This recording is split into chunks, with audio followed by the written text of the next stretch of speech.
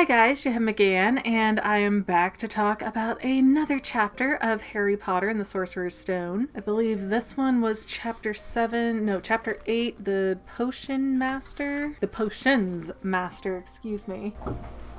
There's my cat trying to break down the door over here. No means no, kitty kitty. Get out. Let's see. I've got the dishwasher going on in the background and the cat just flipping out, deciding I need to be with you now. Why did you lock me out? You're not coming in here. Go away. So this chapter pretty much covers bits and pieces of Harry's first week in wizarding school at Hogwarts. And it does a brief intro on a lot of the professors with a bigger focus on Professor Snape. And then it ends with tea time with Hagrid on Friday afternoon, because apparently all of the kids get Friday afternoons off. So, to go over some of my notey notes, they say that Hogwarts has 142 staircases. Can you even imagine? Then there's a caretaker named Argus Filch who thought that Ron and Harry were trying to get into the third floor corridor on purpose, which of course in the last chapter Dumbledore said don't go to that area unless you want to die a horrible death. It didn't expressly forbid them from going there though, it just said if you don't want to die, don't go there. So I feel like Filch is maybe amping up the problem a little more than it should be.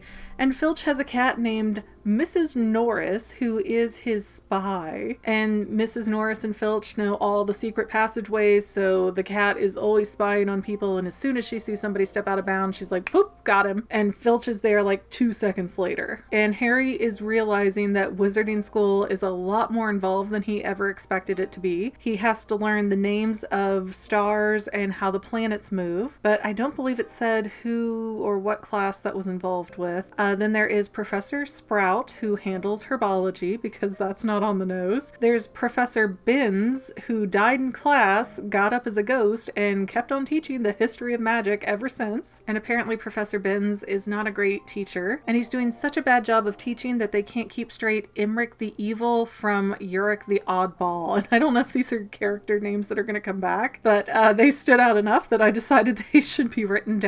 Then there's Professor Flitwick, who is in charge of charms. I know I've seen this one said 1,000 times, and now just looking at it, it doesn't feel right. Professor McGonagall it seems to be transfiguration, although they don't say it specifically, but she is turning desks into pigs and having the students turn matches into needles, which only Hermione is decent at so far. Then Professor Quirrell is the Defense Against the Dark Arts teacher, and apparently his turban that he wears was a gift from an African prince for removing zombies. And I guess a lot of the kids notice that the turban smells weird. They don't necessarily say like what, but they suspect that Quirrell has like garlic stuffed in there, so that way it keeps him safe from those vampires that he's still horrified of. And then there's Professor Snape, which does potions, and on Friday, which is the first week of Hogwarts Friday, Harry has a double class in potions, and Harry is really getting the impression that Snape just absolutely hates him. Like he said, I thought he didn't like me at the start of the term banquet, but now I feel like he absolutely detests me. And for whatever reason, the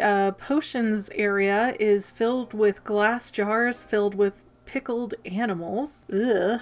And Snape tells the kids that he can teach them how to bottle fame, brew glory, and stop death. But he wants them to start out with a potion to cure boils, I think they said. And right away, before they start doing anything, Snape kind of picks up on who Harry is, and he's kind of snide about it. Very Snape-like. But Snape starts drilling Harry about, oh, well, tell me what this is. Tell me what that is. Tell me, this other thing that's kind of obscure. And Hermione's like, oh, please, please pick me. I'm oh so good and oh so talented. But he just snaps at Hermione and keeps trying to drill Harry and kind of mocking him that he hasn't memorized 1,000 magical herbs and fungi, which is his class book. But it's not just Harry that doesn't know it. There's loads of kids who are from Muggle families, or like Ron, who doesn't know anything about what's in the textbooks anyways. So other than Hermione, nobody knows these answers, but somehow Harry is in trouble for not having the answers, and he loses a point for Gryffindor because of it. And then finally Snape either gets frustrated enough, or he gets enough of his superiority fix that he tells Harry that asphodel and wormwood mixed together makes a sleeping potion called Draught of Living Death. Then there's Bezoar, Bezoar.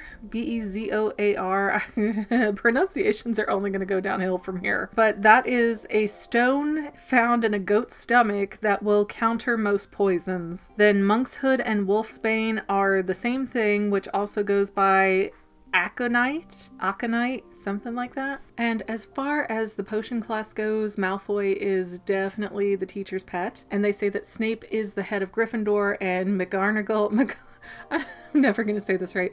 McGonagall is the head of Gryffindor. So they think that Snape is going to favor all the Slytherin kids and be really hard on the Gryffindor kids because for whatever reason, even though every other class is apparently just one house, this one potion class is mixed. Oh, and then as the kids are trying to work out this simple potion to treat boils, Neville somehow manages to screw up and melt Seamus's cauldron, which puts like this nasty stuff all over the floor, and Neville's getting covered in these boils, and it's just awful for this poor kid. But because Harry was sitting next to Neville, Snape got mad at him and said, you know what, that's another point down for Gryffindor. I guess the justification was Harry didn't stop Neville on purpose, even though it's his first day there too. And he just demonstrated that he knows absolutely nothing about what's in the text to even know what the heck Neville's doing next to him. It just really going out of your way there to be nasty Snapey. Oh, and earlier in the chapter, Harry had gotten an owl that morning from Hagrid saying, hey, come to tea at 3. And Harry responded that he'd be there, but then he also invites Ron without checking with anybody or asking or anything. He's just like, yeah, Ron, come on, why not? You can come with me. And I think that that really demonstrates sort of Harry's immaturity level and just his general lack of manners in dealing with people. Because I don't know, if I invite you over, I'm inviting you over. I'm not inviting you and your posse over, so at least say something before you do something like that. So yeah, you can definitely see it reflected in Harry that he's had sort of some social imbalances growing up and he doesn't quite know how to perform in a more polite way of society, if that makes sense. But while in Hagrid's, there is Fang the dog who is introduced, and he does not like those kids at first, but I guess they grow on him. And then on Hagrid's table, Harry finds a clipping from the Daily Prophet, which is the newspaper, and it's on the Gringotts burglary for Vault 713, and it's saying how it was robbed on July 31st, but the vault had already been emptied earlier that day, so they didn't get what they wanted. And that's when Harry goes, hey, that's the day we were there. That was my birthday, which is strange to me because I could have sworn they said in chapter 2 or 3 or whatever it was that it was June when all the letters started pouring in and they had to go hide out in the little hut on the sea. Maybe it started in June and then carried over into July, or maybe I just totally took that wrong. But the answer to Harry's birthday is July 31st. I have found it. Only 20-30 years later than the rest of the internet, but I found it. And my overall thoughts for this chapter, and again, I have seen the movies, so I kind of know where things are going for the most part. I know eventually there's going to be a divergence, or there's going to be like details in here that are going to be way different than what's in the movies, but it's still, I don't know, I still have a sense of what's going on, so that might be taking some of the awe out of all of this. But I don't know, this wasn't a bad chapter. It wasn't one that I really struggled to read, but it still felt like it was lacking in a lot of areas. Like they could have gone through and given us a little bit more description of each of the classes. It was all just very brief and quick for a chapter that's... How long is it? Beep, beep, beep.